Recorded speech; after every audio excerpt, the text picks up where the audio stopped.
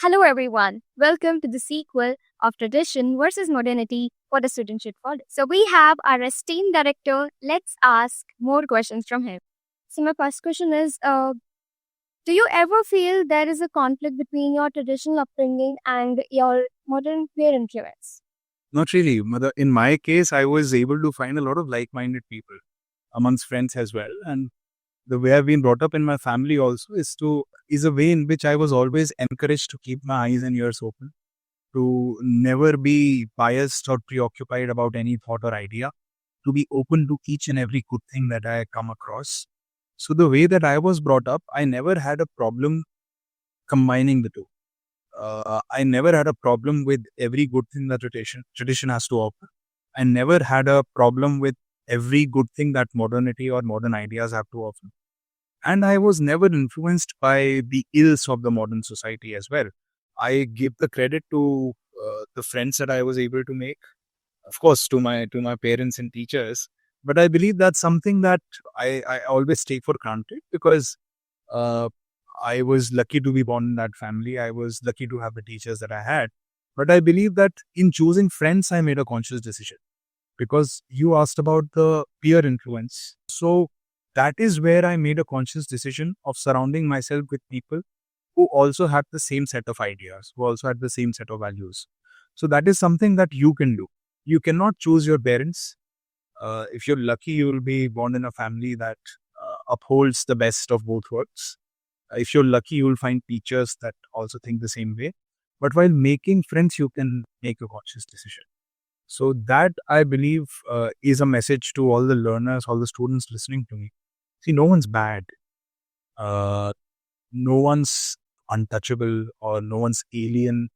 But there are influences that you should keep away from. There are ideas that are not good for your personal growth. So even when you make friends, you should be very aware of the fact that what are the value systems that a particular friend of yours is carrying. Again, I believe it's very important to talk to a variety of people, but it's equally important to insulate yourself from ideas that do not click with your own value system.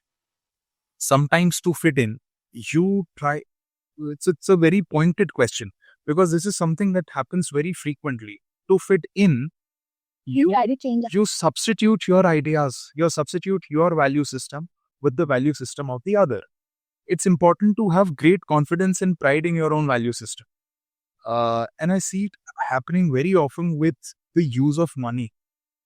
See, all of us are the product of our circumstances and the products of the circumstances we had during the time we were born and during the time we were being brought up.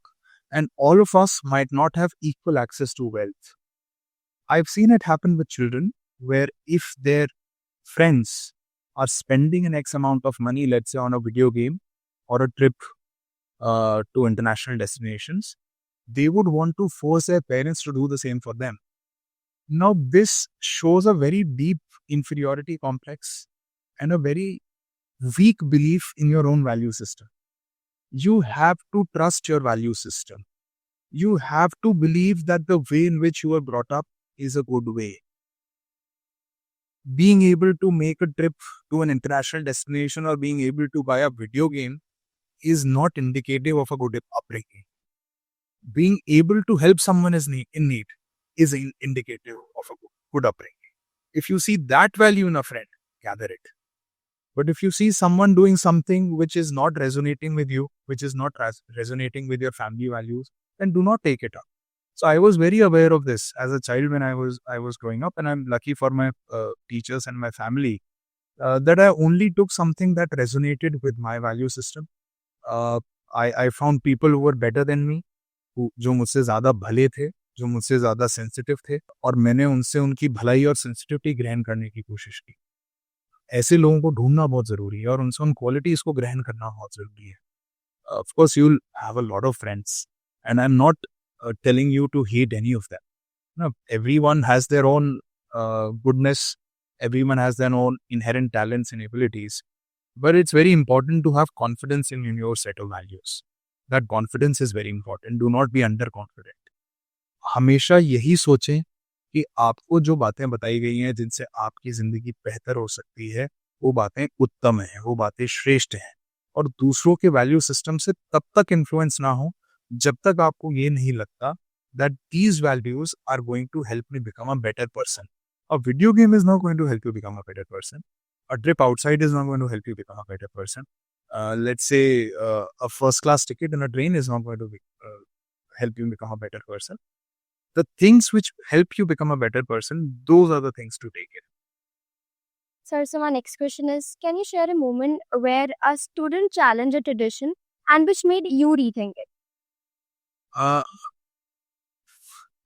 one moment, uh, as a fellow student or as a teacher, because I've had such moments when I was a fellow student, and I've had moments when I'm technically not a teacher, but try to teach as much as I can whenever I get the opportunity to interact with teachers or students alike. So there are two different things that come to my mind. One is something that happened when I was in school, and a lot of teachers believed that I was very good at Hindi, and they were expecting or anticipating for me to get the best marks in 10 boards in Hindi. There was someone in our class who was Bengali, who came from the state of West Bengal, and I believe Hindi was not his mother tongue. And the way he spoke Hindi also had a lot of errors in pronunciation, in syntax, in enunciation, in vocabulary. So I never believed that he would be the one to score the highest, but he did. And he did so, I believe, through his hard work. My I, in fact, wasn't even the top five amongst the top five scorers in Hindi. Uh, my teachers seem to think that's because I probably wrote a lot and I shouldn't have. But this challenged a core belief in me. The core belief was that I kind of took things for granted. I believe that if a language was my mother tongue, if I came from a family deeply rooted in literature, then I would also be able to get the marks that I believe I deserved. What he challenged was that through perseverance, through hard work, through resilience, and through belief in yourself, you can achieve anything. So, this is not something that tradition had instilled in me. My tradition, the lofty tradition heritage that I came from, led me to believe that I'll be the highest scorer. But he challenged it through his belief system. He challenged it through a feeling that he can do anything. So I think that was a moment of learning for me. As a teacher, I've seen multiple students do it multiple times. When there are questions that a teacher does not expect a student to ask, and a teacher believes that the student is questioning his or her authority, and the student is doing nothing but trying to quench his or her thirst. So sometimes the efforts by students to quench their intellectual thirst, to quench their curiosity, comes across as arrogance and comes across as the students trying to question the authority of a teacher. I believe that should change. This has happened to me as well when I was a student, and I've seen it happening to teachers when I'm no longer a student. Teachers should not have an ego. In fact, teachers should be the last people to have an ego. Egolessness can make a teacher great because anyone who wants to remain a lifelong learner or a lifelong student, only he or she can become a good teacher. That's the only quality that a teacher has to possess, to have it within himself or herself, that undying quest, that undying hunger, that undying quench for knowledge. And that quest, that hunger, that thirst for knowledge will bring in humility. As I said, Vidya Dadati Vinayam. And if you are humble, if you don't have an ego, then you will never feel a student is questioning your authority. You will always understand that he or she is trying to, quench his or her thirst as well. Then again, there are students who are purposely trying to egg the teacher on, who are purposely trying to ask questions which they feel would insult the teacher. Even in those cases, I believe a teacher should maintain his or her composure. Because again, a student and a teacher, even though they are all creations of this universe, they are not, there's no parity. They are not equals. in a way that a teacher is trying to give everything that he or she has to the student, and a student is trying to receive as much as he can. Even when a student tries to needle you, even when a student tries to needle your ego, you need to maintain your composure. So I've seen both cases where a student has justly and fairly challenged a teacher, and where students have tried to do it with some malice. In both the cases, I believe that the responsibility of the teacher should be to maintain his or her composure and to make sure that even if someone has a malice, what's the root of that malice? And address the root of that malice. So we scold very easily. As teachers, we get angry very easily and we scold very easily. We never try to reach the root cause of a malice within a child. We never try to reach the root cause of arrogance within a child. If we try to reach the root cause of that, we'll actually be making sure that he or she is learning in a healthy environment. In this era of AI, Gemini, ChatGPT, what are some traditional habits which should not be lost, according to you? Oh, the first thing is reading. Books should not be lost. Of course, you can read on screens as well. But we all know what screens are doing to our eyes. So I believe the best traditional thing to always keep is to have a book in your hands all the time. Because if you're not reading and not reading on paper, I believe you're missing a great joy and beauty in life. So I believe this is something that should not be missed by any learner at all. I know that books are dying. I know publishers are incurring huge losses. I know that paper is like slowly going away, but I wish it doesn't. I wish that we hold on to our books. Libraries are important. Books are important. Reading and writing is important. I've seen handwritings take a toll, especially amongst adolescents, because as people who are in class 2, 3, 4, or 5, you are forced to write. But when you become 16, 17, 18 years of age, when you come to college, you stop writing at all. Most of the assignments are digital. So you're just typing in your assignment and you're sending it in. But reading and writing should not be a lost art. I believe these are duties of the old world. These are charms. They're very charming. I think that a very deep flame of love should be kept alive within our hearts for reading and writing. So these are two traditional values for each and every student. I wish for them that they keep alive within their hearts. Sir, how have you developed your interest in reading and writing? That's not my doing. Unfortunately, that's I give the entire credit to my grandfather and to my parents.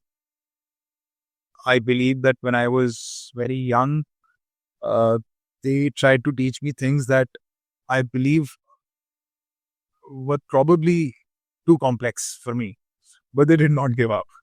So I think that treating your children also as adults can sometimes help.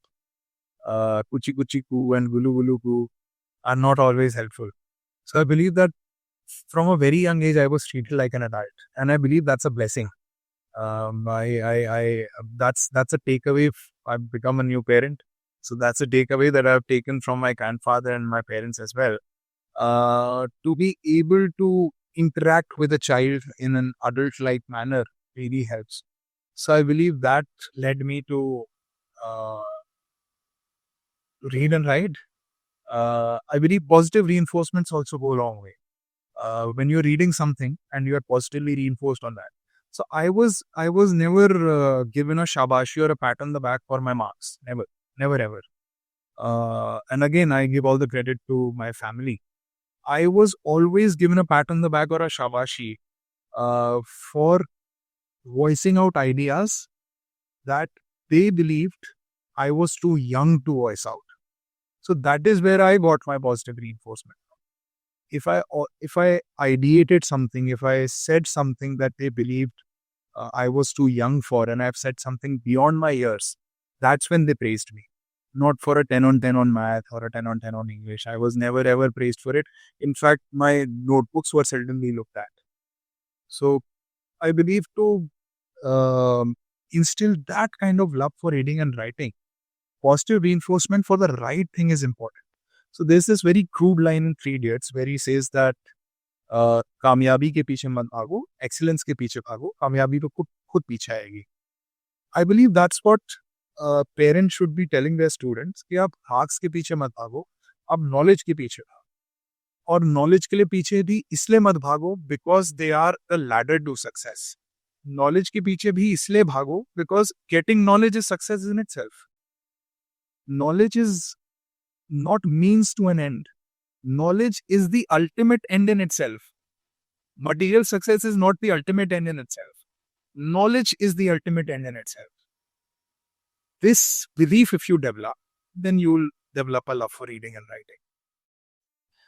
अगर आप किताबों को पढ़ने लिखने को हमेशा इस तरह से देखें कि ये सफलता की सीढ़ी है, तो आप हो सकता है जो आपके लिए सफलता हो वहां तक तो पहुंच जाएं, मगर उस रास्ते में आप अध्ययन छोड़ देंगे, आप रीडिंग छोड़ देंगे, आप राइटिंग छोड़ देंगे। अगर आप ये मानते हैं कि सफल होना पढ़ना ही है, जितना पढ़ेंगे जितना सीखेंगे उतना सफल रहेंगे, सफलता कुछ भी नहीं है, ज्ञान को ग्रहण करना है, अगर इस बिलीफ के साथ पढ़ेंगे तो सफल भी होंगे, जिसे दुनिया सफलता मानती है। पैसा, रोटी, कपड़ा, मकान, और ज्ञानवान भी रहेंगे और मूल्यवान भी बनेंगे। तो ये जरूरी है to understand that knowledge is itself an end and not a means to an end. Sir, what one message you want today's learner to carry forward with them? Just keep your ears and eyes open. Receive everything from whatever corner of the world you can. Look outwards and also inwards. Try to understand that what lies within you lies within everyone else. Become more sensitive. Try to create a net positive social change. Try to leave the world a better place. Understand your responsibility towards your parents, your spouse, your children, your family, your society, your nation, and ultimately the humanity. We are very often trapped in our own selfish interest. सबसे पहले मैं, फिर मेरे बच्चे। थोड़ा सा responsible individual हुआ तो पेरेंट्स का याद रख लेता है, थोड़ा और अच्छा हुआ तो ग्रैंड पेरेंट्स को याद कर लेता है। But to become the kind of learner that the world needs, you need to have a love for the entire world. So if you have the love for an entire world, you are an ideal learner. It was indeed a fruitful and insightful session. For more such videos, stay tuned.